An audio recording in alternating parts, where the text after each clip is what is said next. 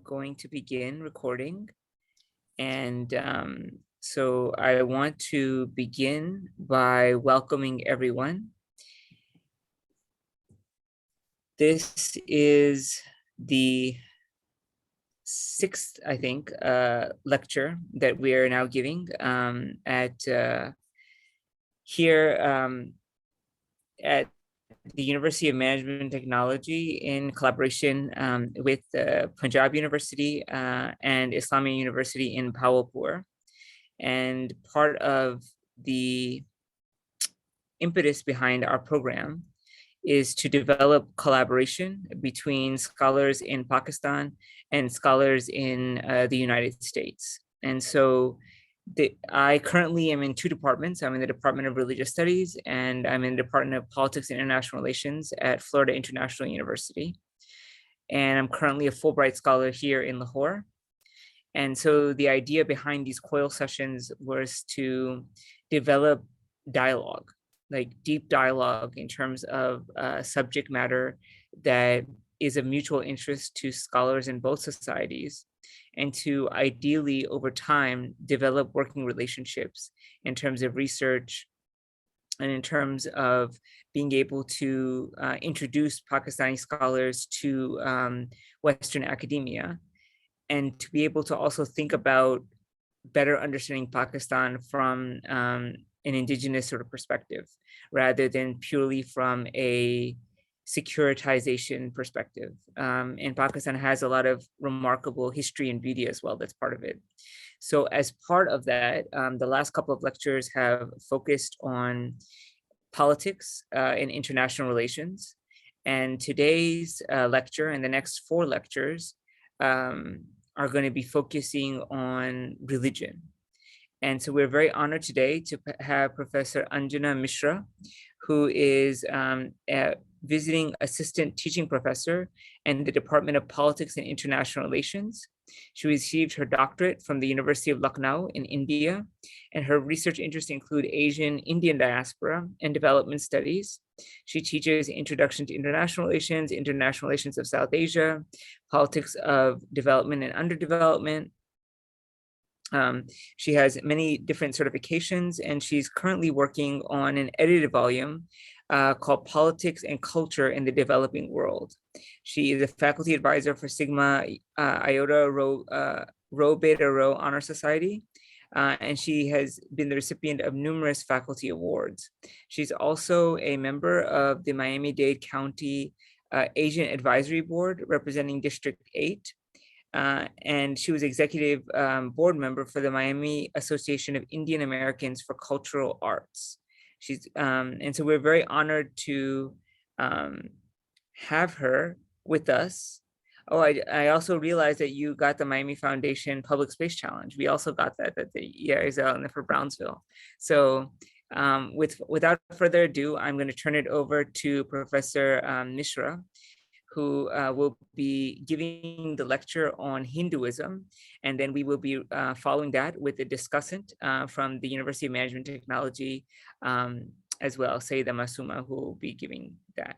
So with that, I will turn it over to Professor Mishra. A big thank you to the University of Punjab, University of Management and Technology, and Islamia University for hosting, and Dr. Akhtar for inviting me to be part of this cross-cultural exchange of ideas. Iqbal, if you would like to share your screen, I will share a PowerPoint and share my thoughts on this. Yeah, you should be able to share. Okay, here we go. Yeah. Okay, so our topic for today is contemporary Hinduism. So before I talk about the philosophy of Hinduism, let's take a look at the regional distribution of the Hindus globally and some statistics about Hinduism today. There are about, let me move to this next slide. There are about 1.35 billion Hindus worldwide, making up approximately 15 to 16% of the world's population. Interestingly, there are only two Hindu majority nations in the world, Nepal and India. Hinduism is the third most practiced religion after Christianity and Islam, even though there is no concept of proselytization or forced conversion in Hinduism, nor has there been any missionary activity where missionaries have been trying to convince people to adopt the faith.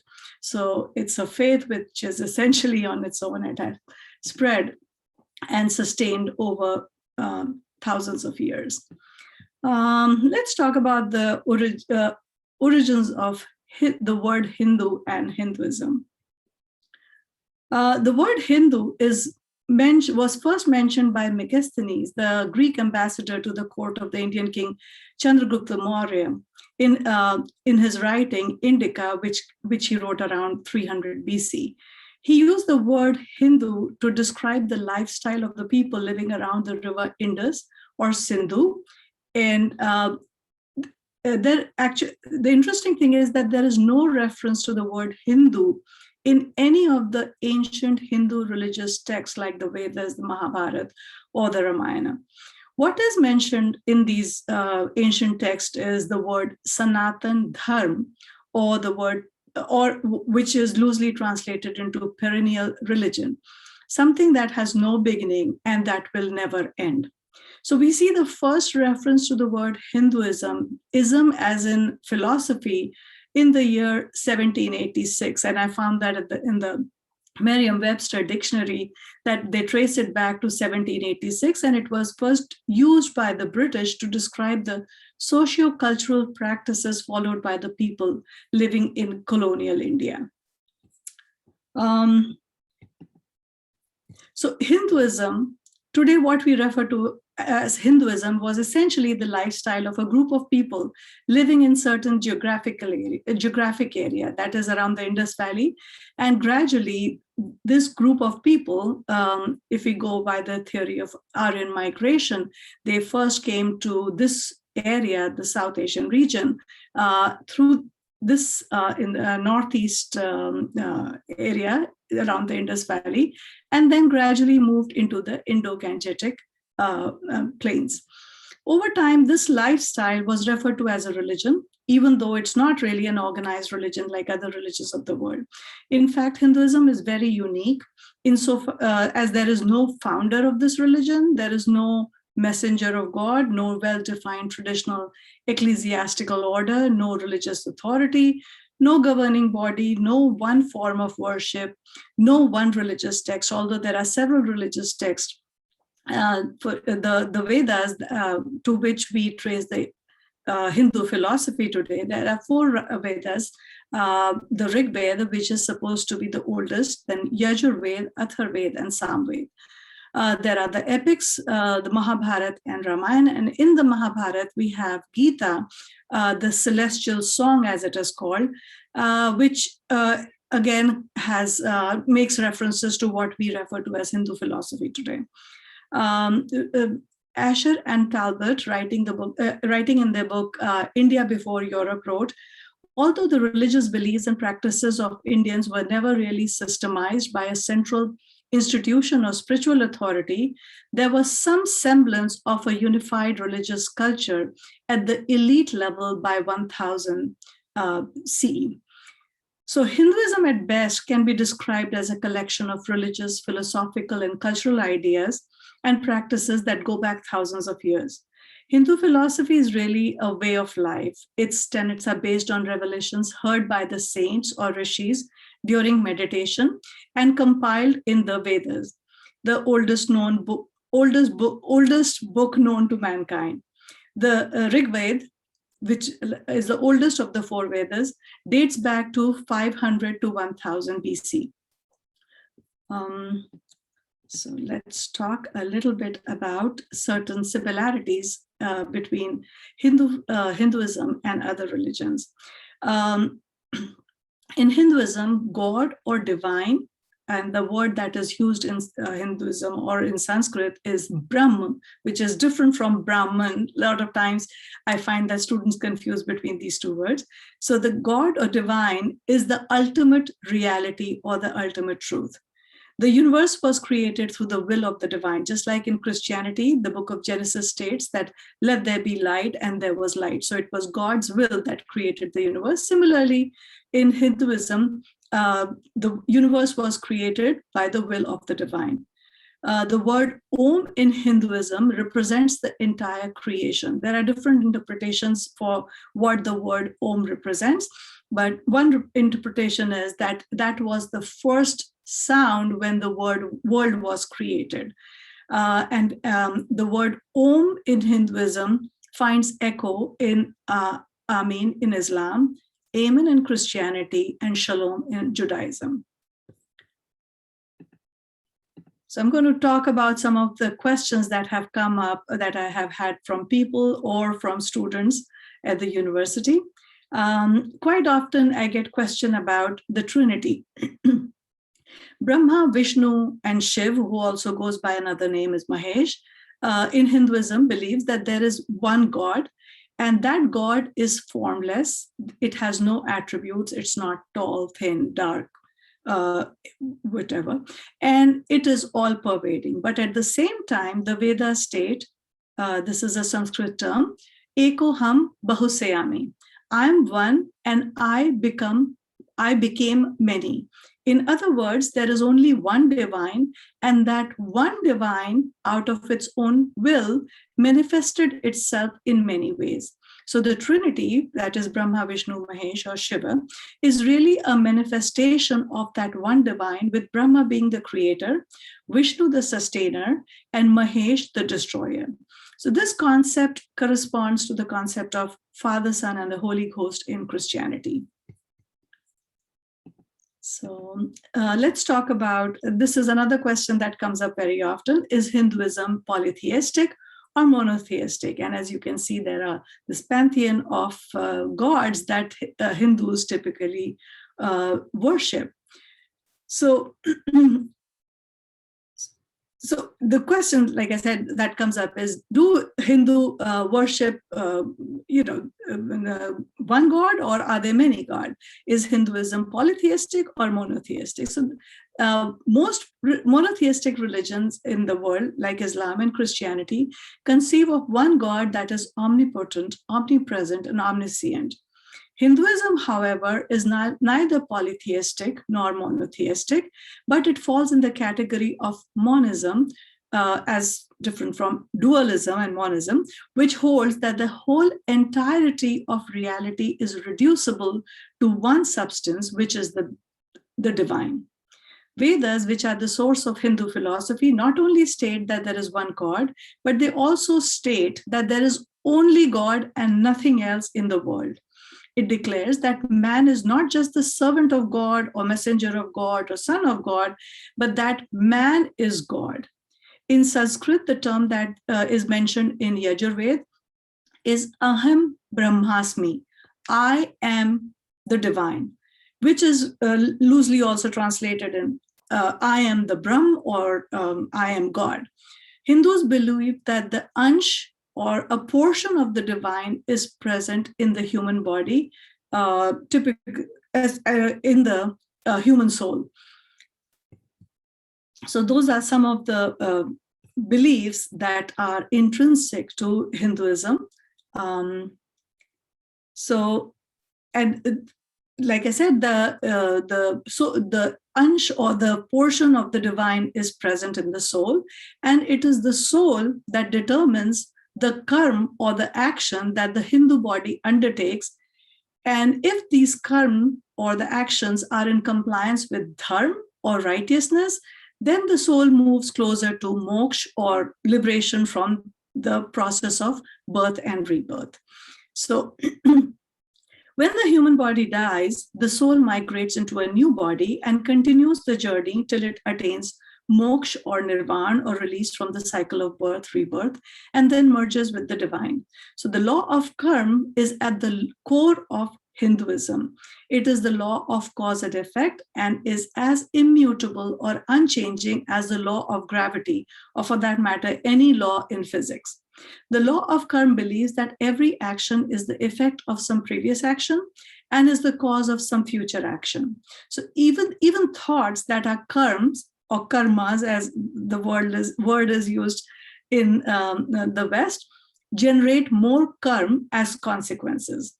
Bible mentions, what a man soweth, that shall he also reap. So you do see some connection between in the philosophy in different religion. So reincarnation is the natural corollary to the law of karma. So how is that so? Hinduism believes that when the human body dies, the subtle impressions of karmas are not destroyed, but transmigrate into another body, and the soul continues its spiritual evolution in this new body. So this idea of karma is deeply ingrained in the thinking of the common man and permeates the day-to-day actions of the Hindus. It is at the core of the Hindu philosophy and is explained in the Bhagavad Gita, or the celestial song, in which Lord Krishna explains to Arjun not to grieve at the death of the dear ones, as the soul is indestructible and is just changing bodies on its journey towards moksha, and further describes 3 paths for the attainment of the ultimate goal of moksha, which is the karma. That is one way of achieving moksha. You can do good actions and try to liberate your soul from the cycle of birth or rebirth. And the other 2 ways, which is easy and which is there for the common man, that is bhakti, or complete devotion or surrender to the divine. And which I think is the most difficult, which is gyan, or intellectual curiosity, which can lead to divine.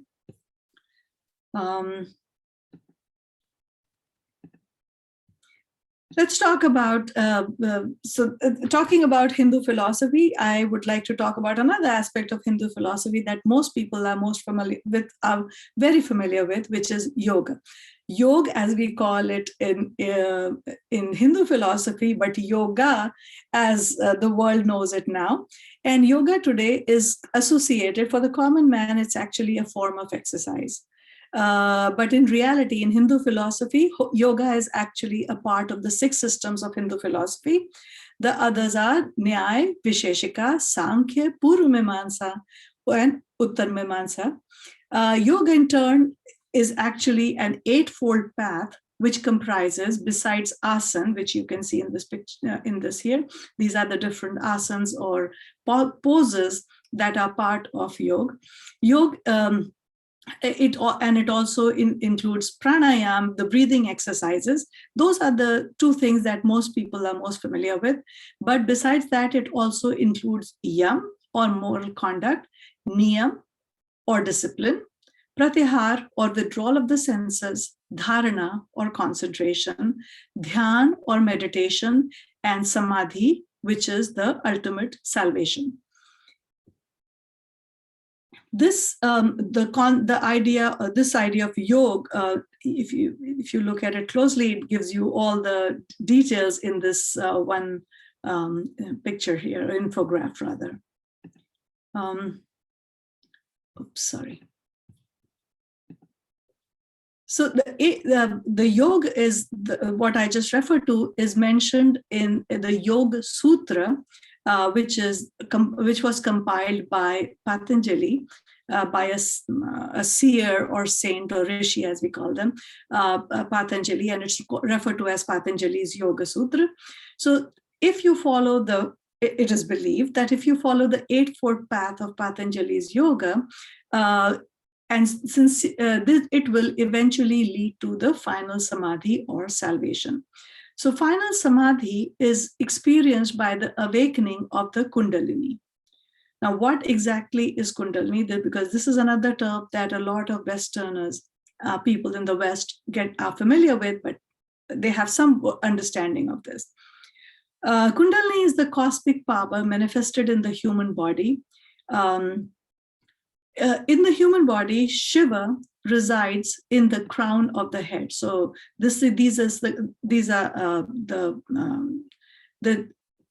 actually, let me go back a little. The Vedas describe that there are 7 chakras or areas of concentrated energy in the human body. And the cosmic power manifests in the human body as the Kundalini or Pran or life force. In the human body, Shiva resides in the crown of the head, which is the Sahasra chakra. So there are these 8 chakras, and they are in different parts of the human body. And the crown, which is where Shiva resides, which is also called the Sahasrara, and then they have the Ajna chakra, the third eye chakra, and I'll talk about it in the next slide. And then you have, at the bottom in the last chakra, I'm going to move this here, is the Mooladhara chakra, the root chakra. This is where the Kundalini resides. The belief is that is what the Hindu philosophy believes, that the Kundalini, which resides in the Mooladhara chakra at the base of the spinal column, is like a coiled serpent. And this is where the spiritual power in the human body resides. When this power is awakened, that is through following the Eightfold Path mentioned in the Yoga Sutra, this power is released, and it makes a hissing sound like that of a serpent and proceeds to rise upwards, seeking union with the Lord Shiva in the crown of the head. So essentially, through the yoga, through that following that path, one can try to develop this cosmic power and help. And when this cosmic power is released, it moves through the body, and eventually this coiled serpent making this hissing sound goes and meets with the Shiva, which is in the crown chakra at the top of the head. So and when this happens, this state is known as samadhi, or the spiritual experience. And most spiritual seekers of Hinduism try to achieve that. The goal of most yogis and saints is to unite this Kundalini Shakti with that of the Shiva. As the Kundalini Shakti goes up, through each of the chakras, the yogi experiences visions, sounds, colors, smells, etc., and which we the average human being does not really get to experience. I was once talking to a yogi, and I asked him, when you say you experience different colors, what do you mean by that? And they said the colors that they see, this red that they see in our world, is not the red that they see when they are going through their spiritual experiences. He mentioned that it's more luminescent. It is brighter. It's got like a golden hue with the red. So this is just something that was shared with me by a sadhak or somebody who was on a spiritual path. This Kundalini Shakti is also referred to as Mother Durga or Kali or Parvati, which is eventually seeking union with Shiva. Let me move on to the Shaivas and the Vaishnavas. Within Hinduism, there are a few sects like the Shaivas who worship Shiva as the supreme being. And then there are the Vaishnavas who worship Vishnu as the supreme divinity. So this is Vishnu, and this is a picture of Shiva. Then, of course, there is the Shaktiism, which is the worship of divine as mother, in the form of the mother. Then there are others, worship of the divine as Surya, as Ganesh. This is based on the concept of Ishtadev or Ishtadevta, that is the preferred deity. Everybody chooses their Ishtadev based on their personal preference, their family tradition, the guidance that they may receive from one spiritual guru, or even because of geographical reasons. For instance, people living in North India, you will find that a lot of them are devotees of Lord Ram, because Lord Ram was born in North India, while devotees of Lord Krishna may be found all over India, because Lord Krishna, even though he was born in North India, he traveled to Dwarka, what is in the currently in the state of Gujarat. So other parts of India, you find that Krishna is quite popular in other parts. So Hinduism believes that the supreme reality is one.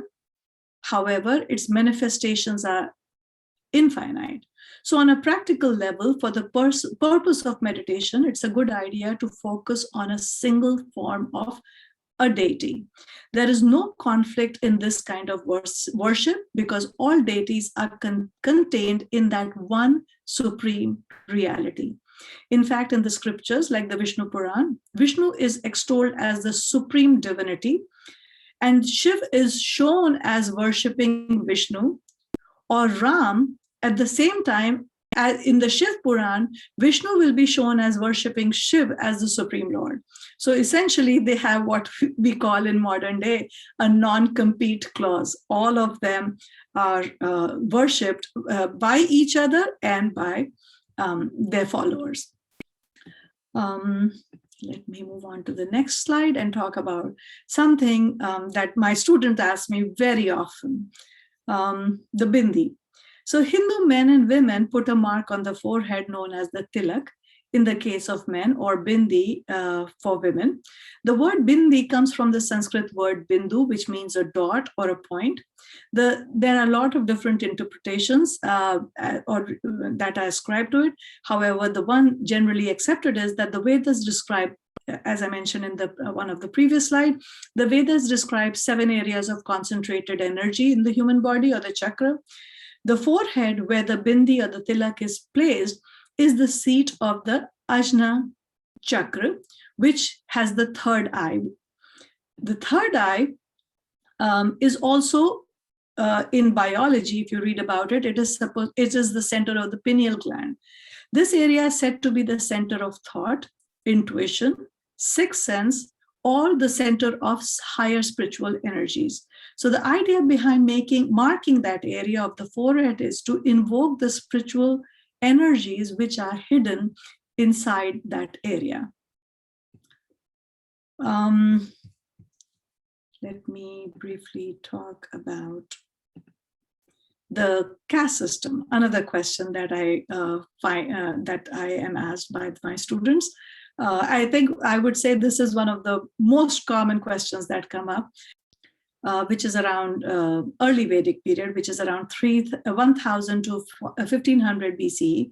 The word used for social stratification of society was varn or category. Initially, it was not based, this social stratification was not based on birth, but it was based on profession. The Brahmins were the priests and occupied the top rung of the social hierarchy. The monarch or the king belonged to the Kshatriya or the warrior caste, and I should actually use the word warrior varn, and they acted as a check on each other's power. So if I were to put it in the modern context, it was actually social engineering at its best, and it served what we refer to as the system of checks and balances in modern political system. The caste system also institutionalized the separation of church and state, or should I say temple and state, with the Brahmins representing the church and the Kshatriyas representing the state. Over time, however, the social stratification became rigid and according to birth, not according to profession as it was originally. Earlier, people could, based on whichever profession they followed, if a Brahmin's son decided to become a warrior, then his varn would change and he would be referred to as a Kshatriya. But over time, this, like I said, the social stratification became rigid and it was according to birth. So a Brahmin's child was referred to as a Brahmin, a Kshatriya's child was referred to as a Kshatriya. And the term that came into prevalence was Jati Pratha, or the caste system. Like I said, over time, the higher caste, I think it's the parents' love for the child, which essentially manifested in that, and the caste system became based on birth, and the higher caste established and consolidated and perpetuated the superiority by marginalizing the lower caste. Jainism and Buddhism developed as a reaction and reform movement against the caste system in Hinduism, and also a certain other ills that had crept up in the Hindu society. Jainism and Buddhism found support among the common masses, especially among those who were weighed down under the caste system.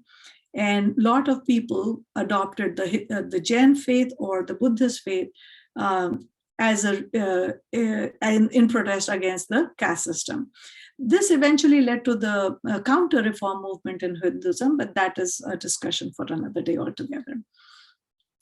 So where are we with the caste system today? The Indian Constitution under Article 15, which is actually also the name of an Indian movie, which I have added here, has outlawed discrimination of the people on the basis of caste and provided reserved quotas in educational institutions and government jobs for those belonging to the lower caste. Today, caste is not a big issue in the cities. And I will say that from personal experience, that living in a big city, I did not really know that, oh, you so-and-so is from that caste, or we discriminated against them in any way. But then again, I guess the people I was associating with were the more educated people. However, the discrimination continues in the rural and remote areas where education and literacy rates are not very high. Outside of India today, living in a place like the US, I find that among the Hindu diaspora, being a Hindu is a caste in itself. And there is very little reference to the four castes, in any of the countries outside of India. Let me talk about another aspect of Hinduism, which is vegetarianism. Today, India, if you look at this graph over here, which country has the most vegetarians in the year 2020? India ranks highest with 38% of the population being vegetarian. Hinduism believes the reason why most Indians, well, I won't say most, quite a few Indians are vegetarian, it has its basis in the religion itself. Hinduism believes that there are three kinds of food: sattvic, rajasic, and tamasic. And each group of food impacts the mind, thinking, and emotions. Food which increases vitality, energy, vigor, promotes good health are called sattvic. This includes fruits, vegetables, milk. Then there are rajasic food, which excite passion and make the mind restless. These include onions, garlic, fish, egg, etc. And then there is tamasic food, which exercise a very unwholesome influence on the human mind and fill it with emotions of anger, lethargy, inertia, sloth, whatever you may call it. And they include meat, alcohol, drugs, etc. The effect of alcohol and drugs is very well documented, but the Hindu saints and seers were able to perceive the very subtle effects of certain food on their minds and meditative practices and made sure that they avoided it. Hinduism believes that each particle of food is a mass of energy. The intake of certain food sets off discordant vibrations in the physical body, which throws the mind into a state of disequilibrium, impacting concentration during meditation. Also, the holy text of the Hindus mentions the term ahimsa paramo dharma, which is written over here. Ahimsa paramo dharma. It also has, and this is the part that Mahatma Gandhi focused on, although the quote is, ahimsa paramo dharma, dharma hinsa tathaivacha. Non-violence is the ultimate dharma, so too is violence in service of dharma. So I can connect this to the concept of just war in politics as we come across that. So since eating meat involves violence to animals, it is so ahimsa paramo dharma, that is non-violence, is the ultimate dharma. And since eating meat involves violence to animals, it is against the principle of ahimsa or non-violence, and therefore most Hindus are vegetarians by choice. Let's talk about some other aspects or certain other things that are associated with Hinduism. That is the Saree and the dhoti. Hindu civilization is the longest continuous civilization. So what do I mean by that? That today Hindus can trace back their philosophy and their lifestyle to what is in the Vedas. That is not true of, say, the people living in what is current day Mesopotamian civilization or the Egyptian civilization. It is no longer practiced the way it was practiced back in the day. Like other traditional civilizations, the Greeks and the Romans, that predate the discovery of the sewing machines, clothes were traditionally pieces of cloth strategically wrapped around the Hindu body. As you can see in this picture here, the sari, was just basically a piece of cloth which was wrapped around the body. And the Indian mode of dress for women, like the sari, and the mode of dress for men, which is the dhoti, are essentially just pieces of fabric which are wrapped around in a particular way. And this can be traced back, these clothes can be traced back to the Vedic times. That is how people used to dress back then. So Indians, while accepting the modern Western outfits, continue to hold on to the traditional ways of dressing. Now let me come to Hindutva, or the Hinduism in politics. So Hindutva is the term used to describe the ideology of the Hindu right wing in politics. It is believed that British colonialism and Mughal Empire before that had left Hindus in India without a strong sense of their culture and heritage. And there was a felt need that this had to be fostered. In 1925, an organization by the name of Rashtriya Swayamsevak Sangh was founded to support the spread of Hindu culture. But when an RSS member by the name of Nathuram Godse assassinated Mahatma Gandhi in 1950, the entire organization was discredited and shunned. And it was not really, it didn't find a lot of support among the masses. RSS by itself does not engage in electoral politics, but among its affiliated group is the Bharatiya Janata Party, which is the ruling party, political party in India today. Karl Marx once famously said, "Religion is the opium of the people." And sadly, politicians today have realized that religion is an excellent vote grabber, especially amongst the less educated masses, and they have used it blatantly to come to power and use the much maligned British colonial policy of divide and rule to create divisions in the society and turn one group against another. Post-global recession, the 2007-8 world, saw the rise of populism all over the world. In a lot of European countries and even in the US, we saw the rise of populism. But more recently, populism has been defeated in some of these countries, and one can hope that Hindutva will eventually die down, and Hinduism in its original form as a lifestyle rather than a populist religion will continue to be practiced. I will conclude in the words of the Nobel laureate Rabindranath Tagore, whose creation Gitanjali won the Nobel Prize for Literature. In this, he writes, "Where the mind is without fear and the head is held high, where knowledge is free, where the world has not been broken up in fragments by narrow domestic walls, where words come out from the depth of truth, where the mind is led forward by thee into ever-widening thought and action, into that heaven of freedom, my Father, let my," that's what he said originally, I'm going to adapt it, "let all our countries awake."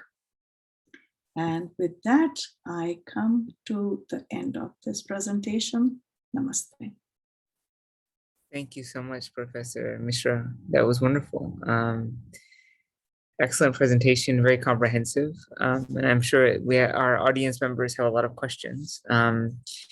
I would now like to ask Masooma to, as a discussant, to respond to Professor Mishra's presentation. And then open it up for questions as well. So we'll do questions right after Masooma's discussion. And something I'm also very interested about is your time in Lucknow. I mean, it's such a remarkable city and a very important city for Urdu high culture and heritage, and it would be wonderful to hear your thoughts and your time there. So with that, I will turn it over to Masooma, who is a postgraduate student at the University of Management and Technology in the Department of Politics and International Relations at the University of Management and Technology. And she herself is also a teacher as well. So with that, I will replace the spotlight. Yes, all right, Masooma, please. Good morning and good evening to people wherever they are. I had the privilege of talking to Anjana earlier, and I'm glad that I'm part of this. So Hinduism has always inspired me as a philosophy, as it's not an organized religion. And the way I look at Hinduism is more like a way of life that explains people's life in any part of the world or any religion, actually. So I'm going to make a little comparison here, if I don't offend anyone. So when we talk of Vishnu, we have 10 avatars of Vishnu, and there's the last one that has to come, the Kalki avatar.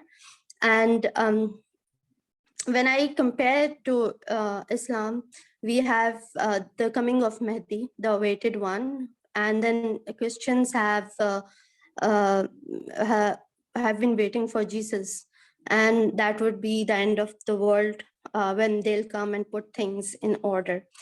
And when I look at, since Hinduism has evolved from the side of sin, then it has come down. It's an Indo-Aryan culture. So there are a lot of resemblances I see. There are the Jyotirlingas, the Shivlings. There are 12 temples in India of the Jyotirlings, and they are worshipped. And like the Ishta Devta, many of the Hindus have their own Jyotirlinga temples, and those can be compared or have resemblance to the Hajra Aswad that is in Makkah and inside Kaaba. And people make resemblances to those, to Hajra Aswad as being one of the lingas.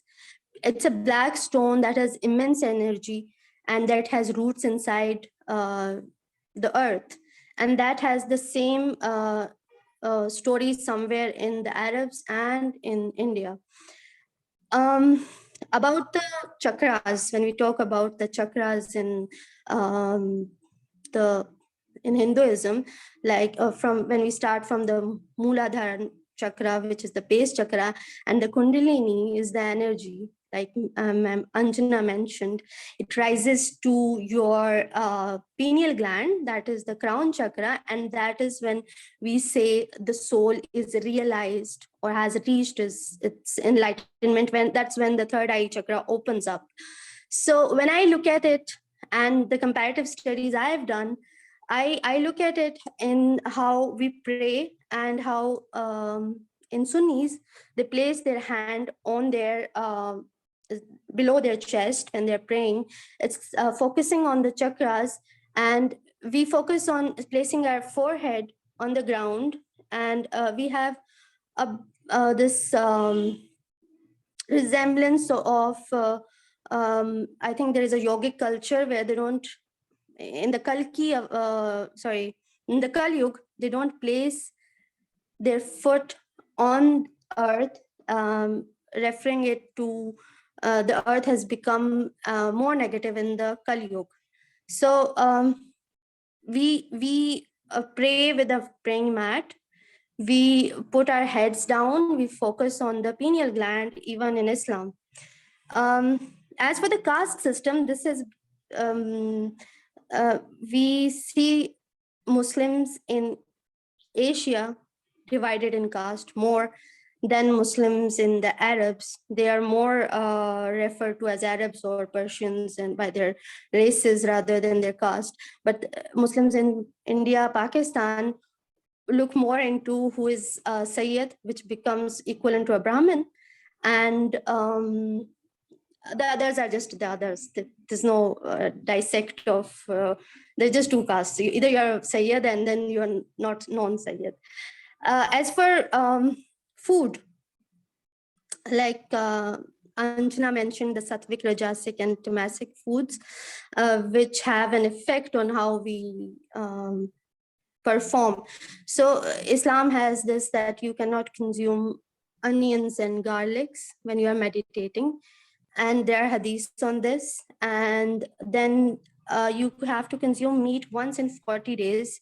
So this is how your soul becomes more subtle to perceive spiritual messages or be more lighter. Since we've talking about Hinduism, and we know that Hinduism has been evolving over time, and the most interesting thing that I really was looking into for things that have been happening in the recent times is the RSS. And many people mention it as the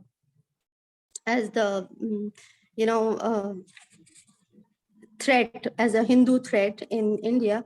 But in their ideology, I believe spirituality is absent, since Hinduism believes that we are not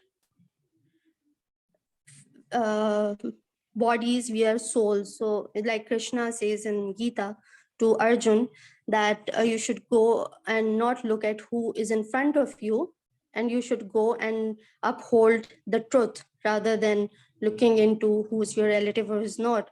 So the soul's journey to moksha is more important. So when I look at RSS from the Hindu point of view, rather than how nationalism is promoted under RSS, I look at an organization or a group of people who are upholding to dharma and satya, but that idea of spirituality or moksha is missing in a larger, like they don't look at it at a larger from a larger point of view or a grand view. So that's something something to look into for or reflect upon. And then for Hindus in Pakistan, which is important for people to know in Pakistan as well as outside, that Hindus in Pakistan are, of course, a marginalized community. I had the opportunity to talk to a few Hindus in Pakistan, since I was very interested that maybe I know a lot. So I dwelled into them. I asked them a few questions. I was learning a lot. And the most important thing I realized was that only Brahmins were left as a caste in Pakistan. The Shudras, that's absent here. The Brahmins are there. The Hindus in Sindh is very rich with the Sufi culture too. So they found that protection with the Sufi culture, and they adopted a few of the Sufi cultures too, like sacrificing a goat when the child is born, or the male child is born, which is also somewhere closer to what we call akika in Islam, which is given on the 7th day when a child is born. So and then a lot of their practices have been or maybe they're just so marginalized that they don't have in touch with how Indians are Hindus in India are, or Hindus in Pakistan. So they were around, I was learning mantras and they were doing bhajans, which was Om Jai Jagdish Hare, was very much what they knew. And I knew almost many of the mantras, like the Gayatri mantra and the Mahamrityunjaya mantra. And food changed for them. They are not strict vegetarians, but they do consume meat because for survival, I think, and for other reasons, for other social, cultural reasons, they have to come around that. And the question I really want to put up for Ma'am Anjana is, which is very interesting for me, other than the RSS question, is that Hinduism celebrates femininity. Hinduism looks at Shakti as the power that has brought this universe into play. And then there is Ma Durga, and then there's a destructive energy, and then there's a constructive and protective energy in the form of females. And I believe that feminism should be more celebrated. And then we have this contrary things like, which are not practiced now, like Sati and Johar, which was done in the past and was then banned. But are females looked up as goddesses, or are they feminism so prevalent because of the worship of females in India or in Hinduism? I'm bringing it down to India because Hinduism is more practiced there. Otherwise, I've known more liberal people who are Hindus. Right. So Hinduism has evolved, right? If you go back to the Vedic times, we do find mention of hymns that were composed by women back then. So there was definitely a lot of equality between men and women during the Vedic times, traditionally in Hinduism. Over time, as you know, India has gone through, other religion, people from other religions, for example, Muslims, and then later the British with Christianity came into India. So those also influenced the thinking of the people. So what you do see now is a mix. There are areas, there are groups where you will see a more conservative group where women are, but by and large, women have a reasonable status amongst the people in India. I would not call them, a secondary citizen by any stretch of imagination. But then, like in any other country, it depends on the social status and also the educational attainment of the women. So it has changed over time, but that is where we are today.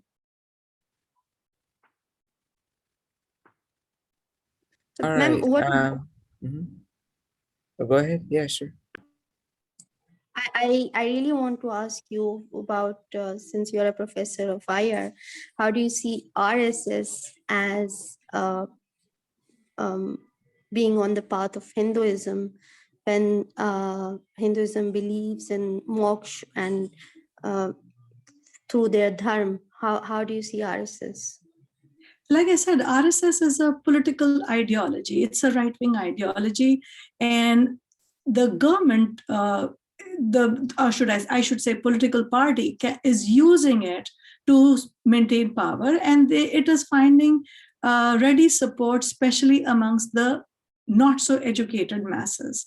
It's easy to convince them. And this is not just in India or the RSS, it's going on around the world. All you need to do is bring in the concept of other and say, okay, all our problems today are because of this other. We are seeing this in Europe too, right? Brexit was about drawing the attention to the other who's taking away our jobs. In US also, we're talking about the Mexican migrants. They are taking away the jobs. So all you need to do is convince the people that this concept of other that is taking away your rights, and especially for the less educated, it is very easy to get onto that bandwagon.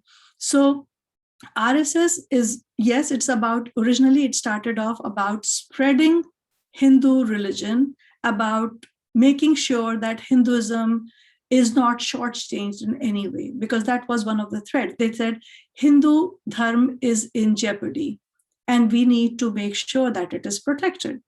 That's how the organization started.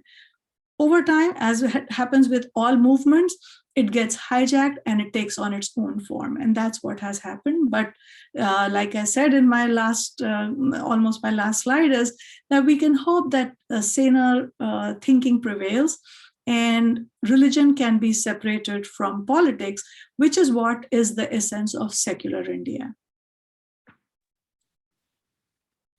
Thanks, Professor Mishra. We have 3 questions, if that's okay. Yes. The first question was from Professor Gilani. So he was asking about, the idea of Brahma is very important in Hinduism generally, but there are no temples dedicated to Brahma. So why is that? And I think I was talking a little bit about the idea of the Vedic pantheon. So the Vedic gods don't have, it's really when Hinduism develops out of Vedic religion, then you actually have the development of, these temples and sort of personalized gods. Krishna, being sort of one of the manifestations, but there are no temples, I believe, to, Agni or any of the older gods as well. So maybe you can, if you have any discussion about that, and then, yeah. So actually, there are temples to Brahma. I believe there is one in Rajasthan. But yes, Okay. you're absolutely right that Brahma is not as popular amongst the people as other. And if you look at it, the more popular ones are those that are associated with the epics, the Mahabharata and Ramayana, because people find it easier to understand the concept of God when we give them attributes, right?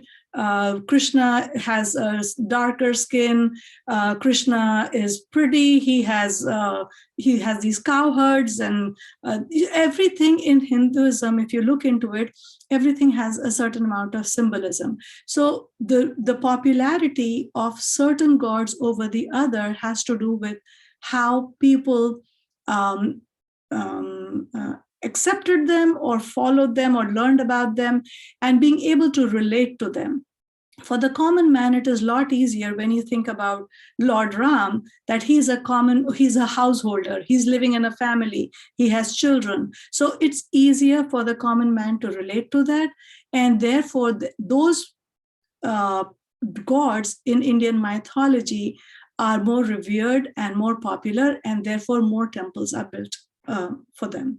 And like you said, Agni, all the forces that were worshipped back in the early Vedic times, there aren't that many temples that have been constructed for them. But then you do have the Konark temple in Bhubaneswar in Odisha area, the Sun temple. So those temples go back, they are really, really old, but in the more recent past, and especially now, all the new temples that are being constructed are because those connected with Ram or Krishna, simply because it's easier for a common man to be able to relate to these gods. All right, perfect. Thank you. If anyone wants to ask the question live, you can just unmute yourself or raise your hand. The second question comes from Professor Akram. He has a question regarding Hindu-Muslim relations. Do you have any thoughts or any perspectives on ways to improve at a community-to-community level the interaction between Hindus and Muslims in India, or even across countries like India and Pakistan? So growing up in a city like Lucknow, Iqbal, you made a reference to that. Lucknow has a sizable Shia population. It's probably one of the only cities in India which has a sizable Shia population. And as a student in the school, I had friends, who were Hindus and Muslims, and I saw them, washing their hands during the time when they had to do the namaz, and certain things that we just observed and we took it for granted. Oh, okay, this is how people do this. Back then, I do not remember anybody having anti-feelings. It was just accepted, like, okay, this is how you do it, this is how I do it. There was a kind of an acceptance and understanding of the differences in the culture. It's only when politics is mixed up with religion, that's when we have problems, right? Living here in Miami, I have a lot of friends who are from Pakistan. And the interesting thing that I always talk about is that because I'm from North India and I speak what we call Hindi, and most of the Pakistanis speak what you call Urdu, but essentially both languages are the same in the spoken form.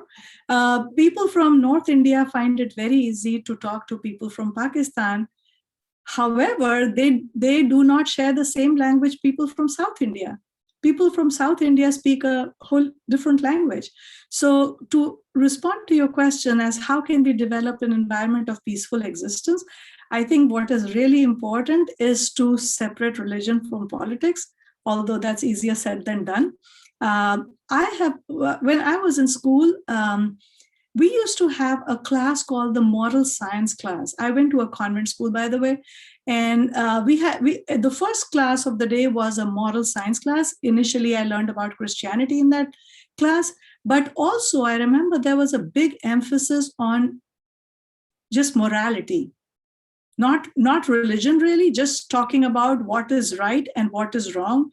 It is wrong to lie. It is wrong to thieving is wrong. So that kind of concept, I do. So with secularism and most countries moving towards, shunning religion and preventing it from being a part of politics, even though it's very much there. What I think would really, really help is that instead of focusing on religion, people would focus more on morality.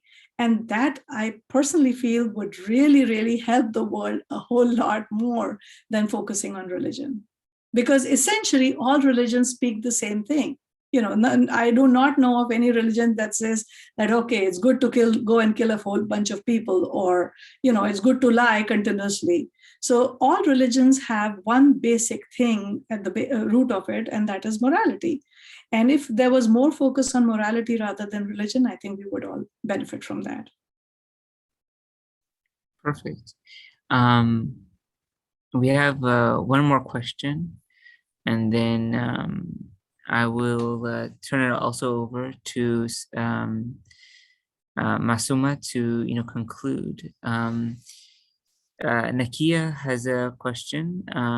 So she has a question regarding the physical appearance of the deities, the dress, the face, the skin color.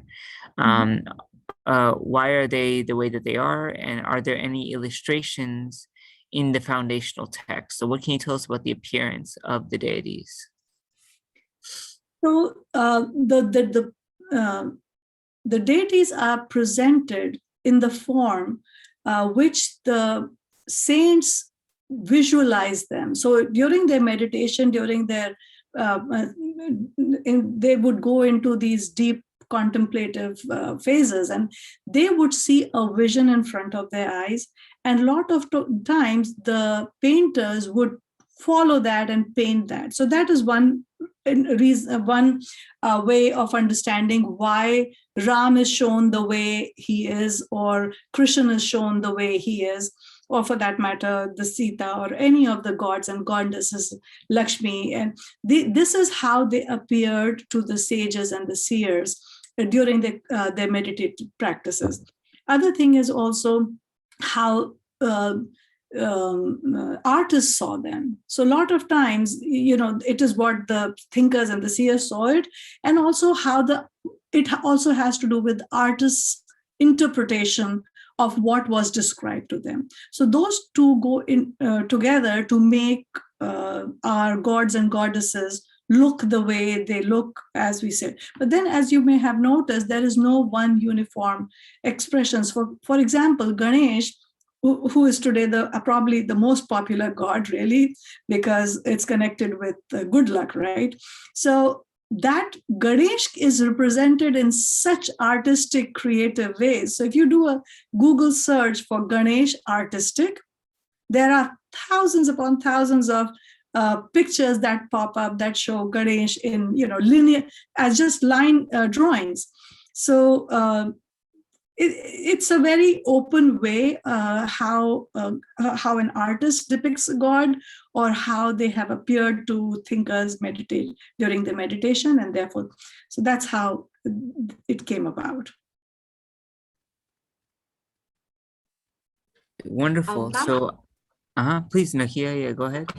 I was just going to say, I think one of the very important painters was Raja Ravi Verma. I think he has significantly contributed to that. Is that correct? I think there was a movie also that came out about it. I think Rang Rasya. So these are more in the recent times, but in the past, and the sculptors have made statues of gods and goddesses, right? They've been there for many, many, many years. So Raja Ravi Verma is a more recent artist, but these forms, the shapes, the pictures that we see, they've been there for a very long time. Thank you. All right, wonderful. Do you have time for one more question? Absolutely. Okay, perfect.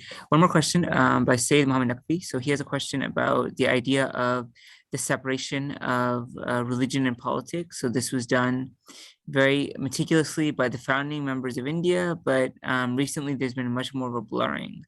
What do we make of this phenomenon? Like I said in my presentation, this is a worldwide phenomena, right? Especially after when I do my courses on political science, I talk about how after during the global recession, the dominance of the state was undermined. And therefore, that led to the rise of populism. And it's just not in India. That is a worldwide phenomena, right? You've seen it. We've seen it in the East European countries. We have seen it in Europe. We have also seen it in the US. So rise of populism is a worldwide phenomena following the global recession of 2007-8, which actually went on, almost had its impact of 2012. And during that time, people were suffering. And like I said, it's very easy to tell people that, oh, you are suffering because of X, Y, and Z. And you just externalize that factor and blame somebody for the suffering of the people. So that's how it was going on. However, the pandemic has changed the situation a little bit, because once again, people are looking towards the big government to address their problems. And so I'm hoping, like I said in my last slide, that I'm hoping that this continues, that the downslide of populism continues. People do not support the populist political leaders who have used religion, or they have used the migration issue, or they have used anything that is related to their environment and their country, and try to use it to get control of power. I am hoping that this will take a backseat over time, and we will move as a community, as a whole group in the world, we will move towards morality rather than religion. Wonderful. Thank you so much, Professor Mishra. All right, I'll turn it over to Masooma for a final thought. And then we can conclude with Professor Mishra. Yep. So I'm glad I've done this with Anjana. And what I want to say in the end is, yes, religion shouldn't be used for political purposes. And everyone should, what I believe, comparative religious studies should be done. Pakistan is one place that really needs it, since we came out from a culture that was so rich, India. And now the challenge that I have seen, I see Muslim students only in class, and when they're introduced one person who is not of their religion, they tend to ask questions that don't make sense. Like, we experienced this with a Hindu student who was often asked, "Are you from India?" And because the culture doesn't accept someone being Hindu, because they're in minority, and then any other religion. In fact, the Shia Sunni divide also brings a lot of controversy among people. So religion should be studied. I think it should be a part of how Pakistanis or children are brought up. And then since we know this, how Anjana said, moralities should be given more edge, and we all are traveling towards one reality. We discovered that in Hinduism is under Brahma. So we are under Allah, or there's one reality we are traveling towards, doing all the meditation and everything. We should have those openness to learn religion and look at it as in the light of humanity and morality. That's what I think, and that's my experience exploring Hinduism, becoming more tolerant and looking at it like any other religion, that we are just here to be disciplined, to follow into being good to other humans. Since we're born as humans, we have to interact with humans. And I see a lot of peace, maybe peace prevailing because between people. So that's all, and thank you so much. All right, thank you so much, Masooma. And then with that, I will turn over to Professor Mishra for any concluding thought, and then we'll end the session. Thank you, Iqbal, for giving me this opportunity. Like I said, in our conversation, or one-on-one conversation, that my interest in religion largely is because of my upbringing rather than education. As a child, I was, like I said, dragged. At that time, I was really rebelling against it. But my mother took me to just about every, if there was a saint visiting the city, we went there, and she wouldn't leave me alone, and I would go there.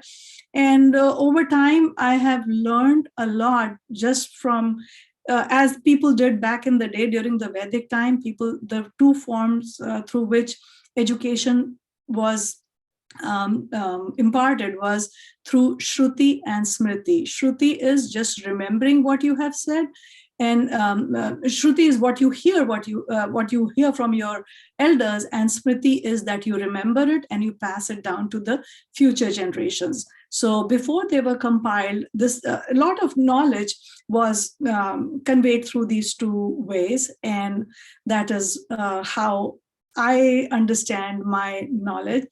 That it's based on just hearing, and so putting it down in paper, as I did for this presentation, it was a very interesting experience for me, just trying to understand based on the questions that have been asked by students over the years, just putting them all down together, and it has been a really interesting experience, and thank you for inviting me. Of course, it's my pleasure. All right, well, with that, I conclude the session, and thank you all. And if at the end of all of these sessions, I'll put you in touch with all of the speakers as well, and share the recordings as well. So thank you so much. Take care. Have a great evening or a great morning wherever you are. Bye. Thank you.